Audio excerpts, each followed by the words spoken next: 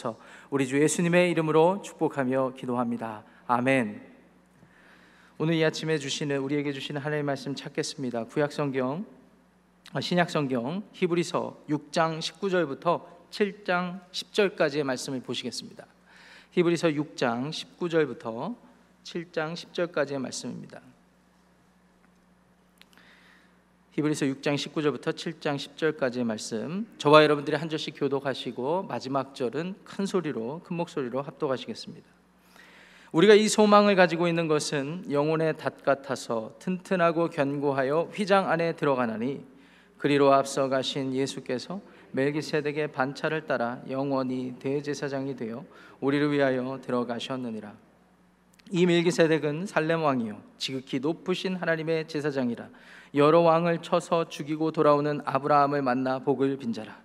아브라함이 모든 것의 10분의 1을 그에게 나누어 주니라.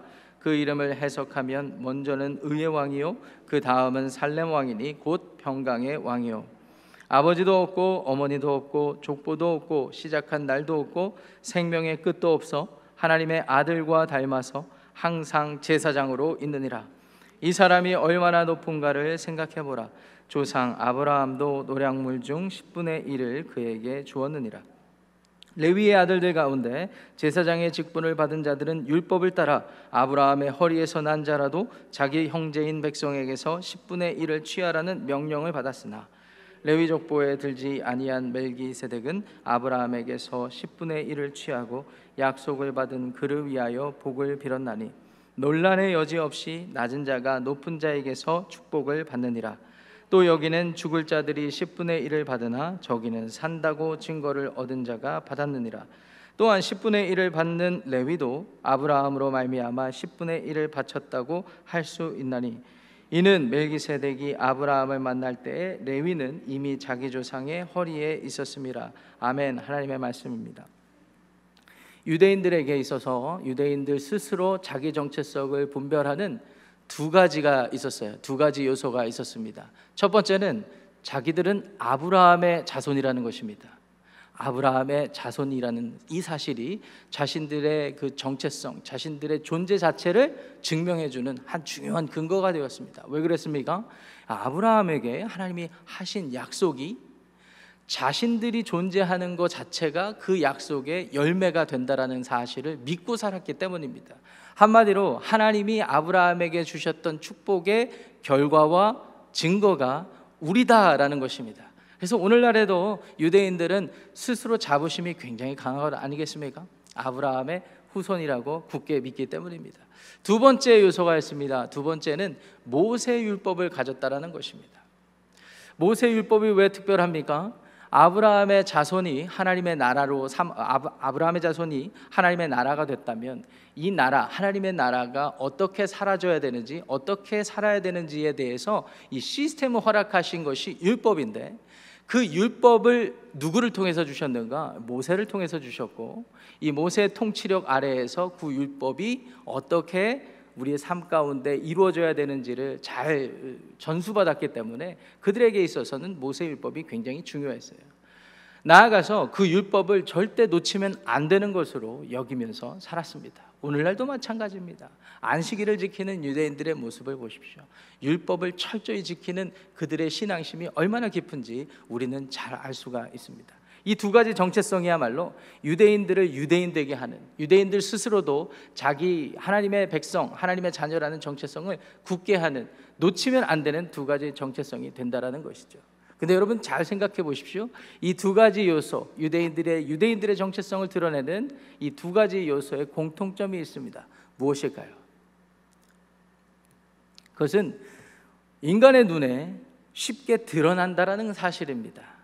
어떤 면에서 그런가 하면, 아브라함의 자손, 아브라함의 후손이라고 하면 우리 혈통, 외모, 배경, 출신으로 다 우리 눈에 드러나는 것 아니겠습니까? 모세율법은 어떻습니까? 우리의 행위로 나타나는 것입니다. 모세율법을 우리가 피지컬하게, 물리적으로 받았다면 그것을 지킬 때의 의미가 있잖아요.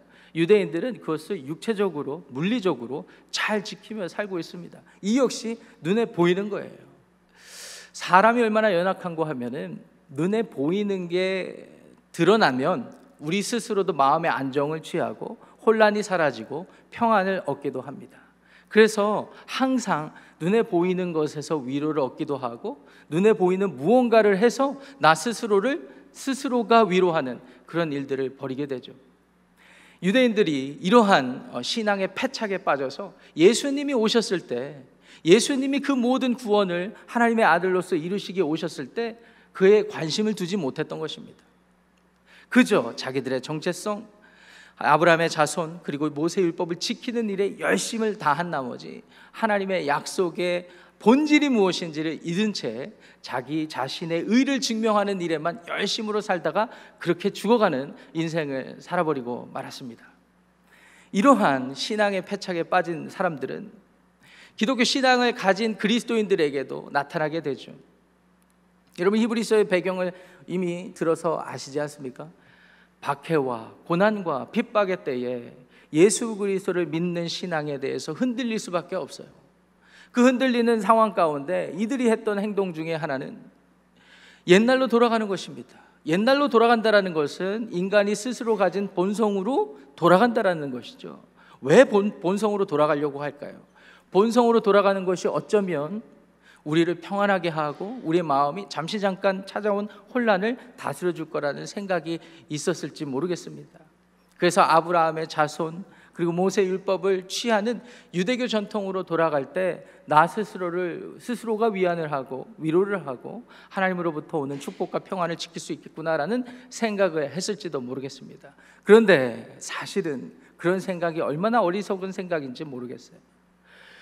그런 상황 가운데 놓인 유대인들, 그리스도인들이라면 하나님께서 아브라함을 통해서 주셨던 약속, 그리고 그 약속을 받은 사람들이 하나님께 의롭다고 인정을 받고 새로운 삶을 살게 하는 이 율법의 모든 시스템을 새로운 마음으로, 새로운 생각으로 살아야 되는 그런 우리 믿음의 결단이 있어야 됐었습니다. 그래서 오늘 6장 19절 보시면은요, 이 소망이라는 단어가 나오죠. 이 소망은 하나님이 아브라함에게 약속을 주셨을 때, 아무것도 바랄 것이 없었을 때 아브라함이 했던 가장 중요한 행위이기도 합니다. 하나님만 바라는 그 마음, 하나님이 하실 거라는 그 마음, 이것이 소망의 마음이죠. 19절 하반절에 보니까 히브리서 기자가 이런 말씀을 해요. 이 소망이 영혼의 닷 같다. 영혼의 닷 같아서 우리를 그 돛이 올려진 그 배가 우리 바람에 실려서 어디로 인도하는 것처럼 그 믿음이, 그 소망이 영혼의 닻이 되어서 하나님을 믿을 때 하나님이 우리를 의롭다고 인정하셔서 하나님 스스로가 하나님의 백성된 우리들, 고난에 처한 그리스도인이라 할지라도 그 믿음으로 우리를 어디로 인도하시는데, 그 인도하시는 종착역이 어디입니까?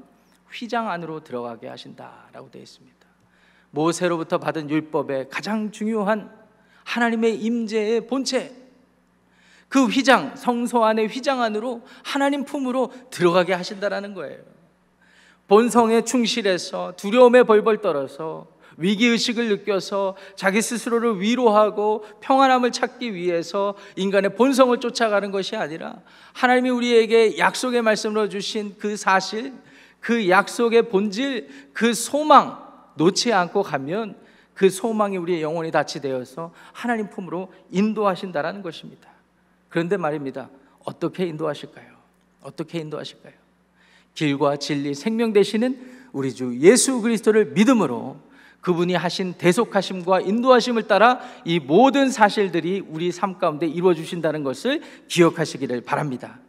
오늘 이 본문 말씀의 이 배경은요, 유대인들이 그렇게 자기 정체성을 중요하게 여기는 아브라함의 자손과 그리고 모세 율법을 가진 사실들 안에서 예수 그리스도가 어떻게 그 자기 정체성을 새로운 개념으로 바꿔주시고 드러나게 하셨는지를 알려주세요. 여러분, 제사 시스템에서 가장 중요한 부분이 무엇입니까? 제사 의식도 중요하고 방식도 중요한데 그것을 집전하는 사람이 중요해요. 그러니까 누가 그것을 하는지가 굉장히 중요합니다. 과거 침례교 역사를 공부해 보면은요, 영국 침례교의 역사에서 보면은 우리가 흔히 말하는 우리 재침례교도라고 이렇게 많이 이렇게 손가락질을 받기도 했잖아요. 그 전에는 이 기독교 국가에서 태어나면 그냥 크리스천이에요. 그래서 유아 세례도 주는 거예요. 그런데 성경을 이렇게 자세히 공부하고 묵상하던 이 침례교도들이 보니까 이건 아닌 것 같거든요. 자기 신앙이 있어야 돼요. 자기 스스로 예수님을 주로 고백하는 자기 신앙이 있고 그 사실에 기초해서 침례를 공적인 선언으로 신앙 고백으로 하게 되는데 이건 아닌 것 같단 말이죠. 그래서 거부하기 시작했어요. 그래서 많은 핍박을 받았어요. 그리고 이제 핍박을 받는 한편 자기 스스로 이제 주님이 기뻐하시는 침례, 우리의 신앙 고백을 담은 침례를 받자라고 했을 때 고민이 생겼습니다. 누가 우리에게 침례를 줄 것인가? 역사적 기록에 보면 어떤 목사님은 그래서 당신이 나에게 침례를 주고 내가 당신에게 침례를 주자, 이런 기록도 있고요. 또 어떤 분이 먼저 침례를 줘놓고 사실 내가 생각해보니까 침례를 받지 못했어, 이걸 어떻게 무효로 해야 되나 말아야 되나, 이런 고민도 있었어요. 제가 이런 의식 자체를 부각시키기 위해서 말씀드리는 게 아닙니다. 그만큼 누가 어떤 의식을 집전하는지가 굉장히 중요하다는 사실을 제가 좀 강조드리고 싶어서 말씀을 드리는 거예요. 모세의 율법이 눈에 보이는 율법으로 우리에게 주어졌고 시스템으로 주어진 건 맞는데 이걸 누가 집전을 해야 됩니까? 인간이 집전을 해야 돼요. 그래서 하나님께서는 그 사실도 미리 염두에 두시고 이 레위 지파 중에서 제사장 그룹들을 세우신 것입니다. 이 레위 지파에서는요, 제사장을 맡고요, 또 대제사장이 나오죠. 아론의 전통에 따라서 자손의 이 반차를 따라서 대제사장이 나오죠.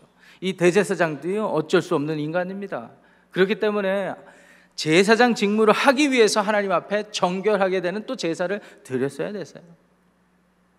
그런데 이 제사장이 백성들을 속죄하기 위해서 하나님과 백성들을 중보하기 위해서 이런 일들을 계속 반복해서 하는데 예수님께서 이 시스템을 종지부를 찍기 위해서 오셨다라는 것입니다.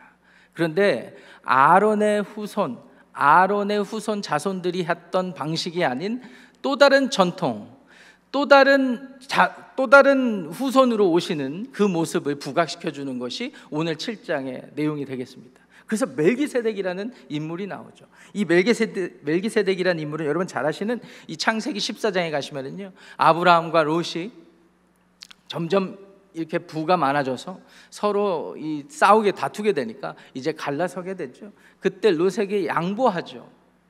그 롯이 어느 땅을 선택했습니까? 이 소돔과 고모라 땅을 선택했어요.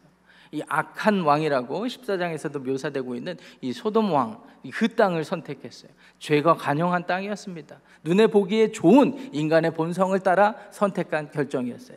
그 길을 따라서 이제 빠이빠이하고 이 아브라함은 헤브론 지역에서 잘 하나님의 약속만을, 소망만을 붙들고 살아가고 있는데 소식이 들린 것입니다. 이 소돔 왕 그리고 고모라 왕, 한마디로 자기 조카가 살고 있는 그 땅에 전쟁이 일어난 거예요.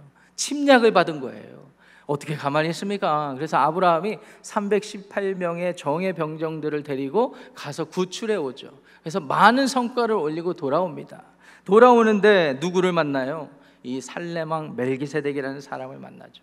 이 멜기세덱이 어떤 사람인지는 정확히 알지는 못해요. 이 창세기 14장 전에도 나온 적이 없고요, 그리고 그 이후에도 나온 적이 없어요. 떡과 포도주를 가지고 나옵니다. 그리고 창세기 기자가 그에 대해서 설명을 하기를 지극히 높으신 하나님의 제사장이다, 이렇게 설명을 하고 있습니다. 그리고 그 제사장이 어떤 일을 하였는가? 창세기 14장 19절에 보시니까 아브라함에게 축복하여 천지의 주제이시오 지극히 높으신 하나님이 아브라함에게 복을 주옵소서, 이렇게 말을 해주었습니다. 멜기세덱이라는 이 신비한 존재가 하나님과 하나님의 백성, 하나님의 자녀 삼으신 아브라함 사이를 중보하고 있는 것을 보게 돼요.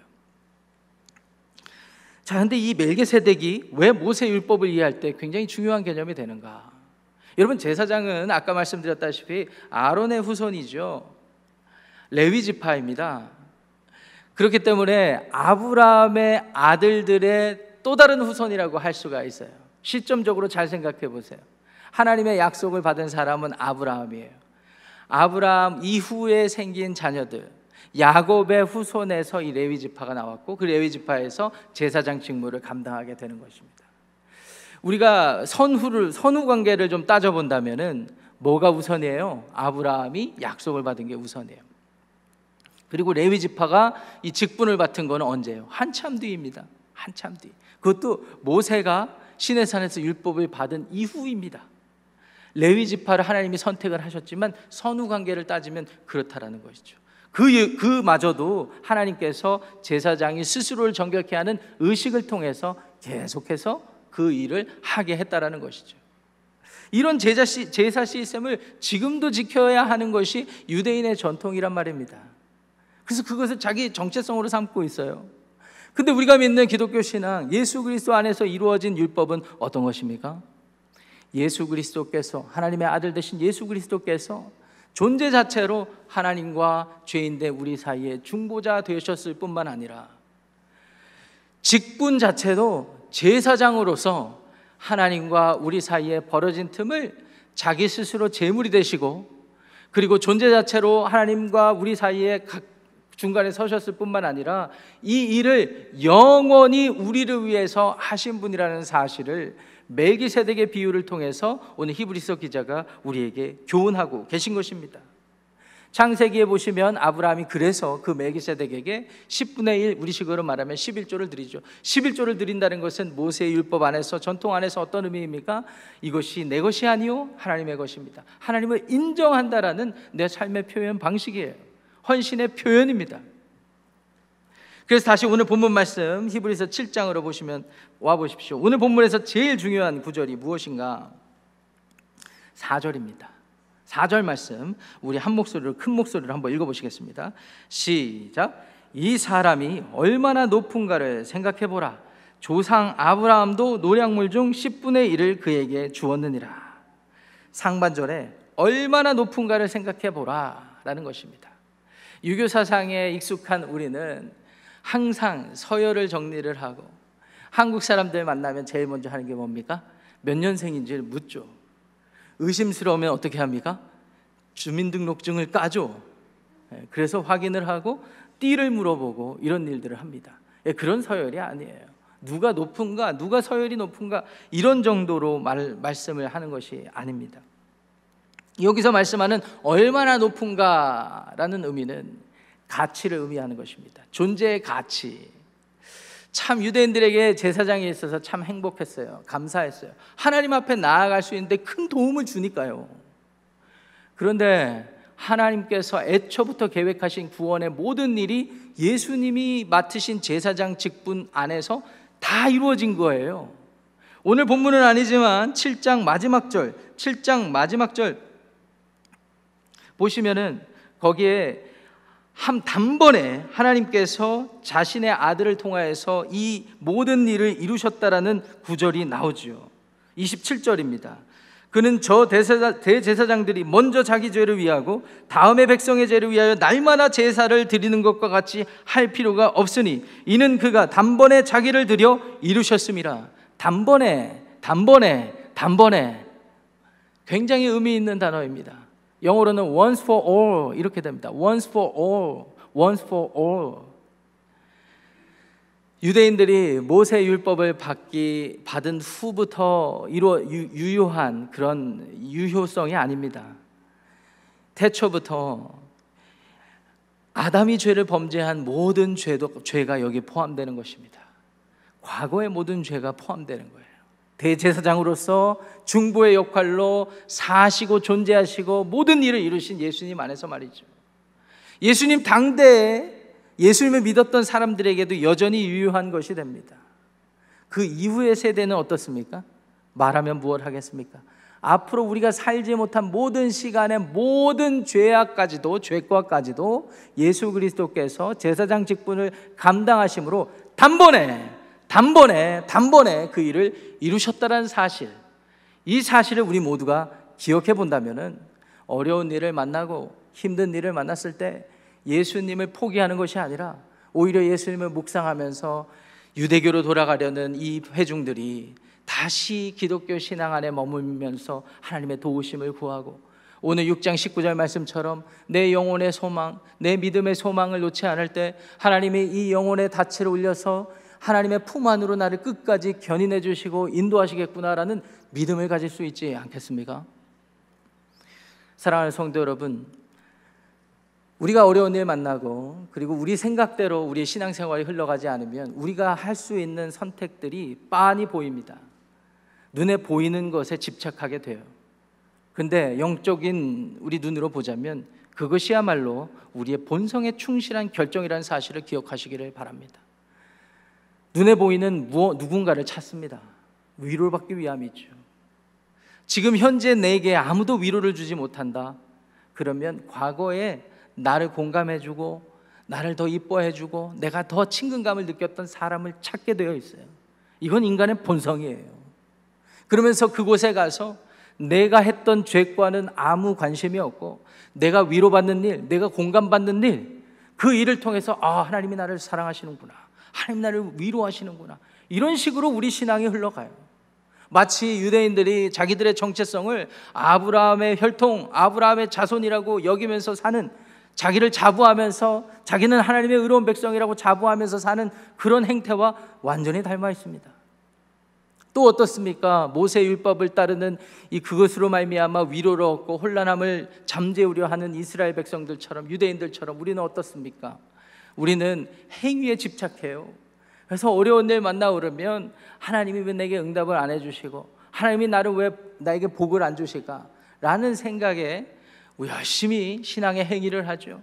특별 새벽 기도회, 기도원에 올라가 40일 금식 기도하고, 내가 요새 좀 많이 힘든 거 보니까 예배를 소홀히 해서 그런가 모든 예배마다 참여를 하고 성역 공부를 참여하고 열심히 기도하고 금식도 하고 헌금도 열심히 하고, 이 모든 행위가 잘못된 거 아닙니다. 하지 말라고 말씀드린 것이 전혀 아니죠. 우리의 마음의 중심이 어디로 가는가가 중요합니다. 어디로 가는가. 우리의 마음의 중심이 자꾸 눈에 보이는 행위에 집착하면서 우리 스스로가 위안해요. 그리고 우리 스스로를 그 결과 하나님이 이 정도면 나를 인정해 주시겠지, 감정에 충실하려고 하고, 생각으로 과거에 익숙한 패턴과 경험으로 위로받으려고 하고, 그게 안 되면 사람들이 말하는 것에, 사람들이 경험한 것에 집착하면서 그것을 따라하려는 행위를 하다가 그냥 그렇게 죽어버리는 거예요. 예수 그리스도 안에 거하는 사람들은 본성에 충실해서 그와 같은 어리석은 삶을 사는 것이 아니라 박해와 고난과 핍박과 믿음의 도전의 순간에 오히려 예수 그리스도를 묵상하며 하나님이 그 예수 그리스도를 어떻게 보내주셨는지, 아브라함에게 하셨던 그 약속이 모든 세대와 모든 선조들 안에서 여러 모양과 여러 부분으로 나타나신 바가 예수 그리스도 안에서 완전히 성취됐구나, 이 사실 하나로 소망을 삼아서 그 소망이 영원히 닻이 되어서 하나님께서 나의 삶을 인도해 가시겠지라는 이 믿음의 소망을 끝까지 놓치지 않는 것, 이것이 기독교 신앙의 핵심이고 본질인 것을 기억하시기를 바랍니다. 그렇기 때문에 우리가 이 세상 살면서 예수님을 믿었다는 사실이 얼마나 복되다는 것, 이거 기억하면서 세상 사람들이 말하는 거 한눈 팔 필요가 없습니다. 하나님이 이미 여러분 가운데 이루어 주신 사실, 그 사실 하나만 붙잡으시면 돼요. 여러분 마음이 좀 울적하십니까? 요새 이 세상에서 일어나는 일들이 많이 혼란스러우십니까? 하나님은 변함이 없으세요. 뭘 보면 아세요? 예수님 보면 알아요. 예수님은 약속하신 그대로 오셨어요. 시편 110편 4절에 가보십시오. 이 멜기세덱의 반차를 통하여서 하나님의 메시아가 온다고 약속해 주셨습니다. 이것이 이미 우리에게 성취된 사실이라면 조금 상황이 어렵다고 무엇을 고민하십니까? 인간의 본성에 충실해서 눈에 보이는 그 무엇에 집착하지 마시고 오늘도 믿음의 소망을 굳게 잡고 영혼의 닻을 올려서 하나님의 품으로 나아가는 저와 여러분들 되시기를 축복합니다. 기도하겠습니다. 하나님 감사합니다. 멜기세덱의 반차를 따르신 우리 주 예수님을 생각합니다. 아브라함의 자손으로서, 레위 지파의 후손으로서 그 스스로를 정결케 해야 되는 그 일들을 감당하는 제사장이 유대인들에게는 매우 귀중했지만, 그들의 모든 것을 초월하신 예수 그리스도께서 존재 자체로 제사장으로 하나님과 우리 사이를 중보하셨을 뿐만 아니라 단번에 직무를 감당하심으로 하나님과 우리의 사이에 벌어진 모든 틈을 길이 되어 주셔서 해결해 주신 이 사실이 복되고 얼마나 은혜로운지 모릅니다. 하나님, 우리의 삶에 여러 가지 걱정과 염려가 있고 여러 가지 어려운 믿음의 혼란이 있습니다. 그럼에도 불구하고 오늘 말씀 다시 의지하면서 영혼에 우리의 닻이 울려지기를 원합니다. 믿음의 소망을 잃지 않고 한 걸음 한 걸음 고난의 핍박의 박해의 순간에도 하나님의 인도하심을 경험하는 저희 모든 지구촌교회 성도들 되게 하여 주시옵소서. 우리의 삶을 주님께 온전히 의탁드리며 예수님의 이름으로 기도합니다. 아멘. 하늘에 계신 우리 아버지여, 이름이 거룩히 여김을 받으시오며 나라가 임하시오며 뜻이 하늘에서 이루어진 것 같이 땅에서도 이루어지이다. 오늘 우리에게 일용할 양식을 주시옵고 우리가 우리에게 죄 지은 자를 사하여 준 것 같이 우리 죄를 사하여 주시옵고 우리를 시험에 들게 하지 마시옵고 다만 악에서 구하시옵소서. 나라와 권세와 영광이 아버지께 영원히 있사옵나이다. 아멘. 한 가지 중요한 광고를 드립니다. 기도도 했지만 오늘 목자 마을장 컨퍼런스 많이 관심 가져주시고 목자 마을장 분들은 참여해 주시길 부탁드리고요. 내일 주일 예배 때도 이 강사로 오신 달라스 일성교회 박이나 목사님께서 말씀 전해 주십니다. 꼭 여러분 사모하는 마음으로 예배 참여해 주시기를 부탁드립니다. 각자 기도하고 돌아가겠습니다.